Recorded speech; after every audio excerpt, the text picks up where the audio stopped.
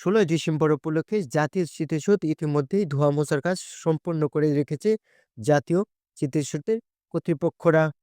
তারা বলছে 16 ডিসেম্বরে ভোরে রাষ্ট্রপতি সহ অন্তর্বর্তী সরকারের প্রধানরা ফুল দিয়ে শ্রদ্ধা জ্ঞাপন করবেন জাতিশ্রেষ্ঠ সন্তানদেরকে।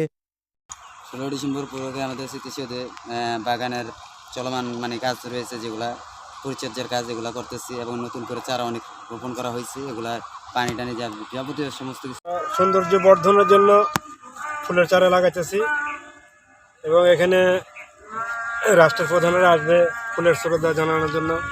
আমাদের দেশের বাইরের অনেকেই আসবে, সবাই যেন দেখে ভালো বলে, সেই জন্যই আমরা সৌন্দর্য বর্ধনের জন্য আমরা এই কাজগুলো করতেছি।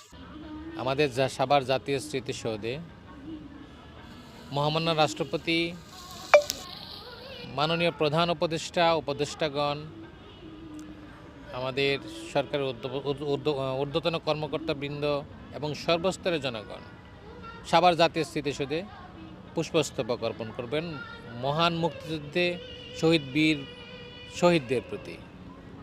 সেই উপলক্ষে আমাদের সাভার জাতীয় স্মৃতিসৌধ দীর্ঘ প্রায় 1-1.5 মাস যাবৎ প্রায় 100-150 কর্মকর্তা কর্মচারীদের সমন্বয়ে স্মৃতিসৌধের সকল প্রকার প্রস্তুতি কাজ সম্পন্ন করা হয়েছে।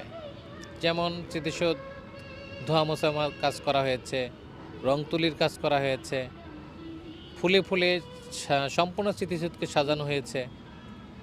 আমাদের স্মৃতিসৌধে আলোকসজ্জা করার ব্যবস্থা করা হয়েছে। বিশেষ করে স্মৃতিসৌধের নিরাপত্তার জন্য এখানে প্রচুর পরিমাণ সিসিটিভির ব্যবস্থা রাখা হয়েছে।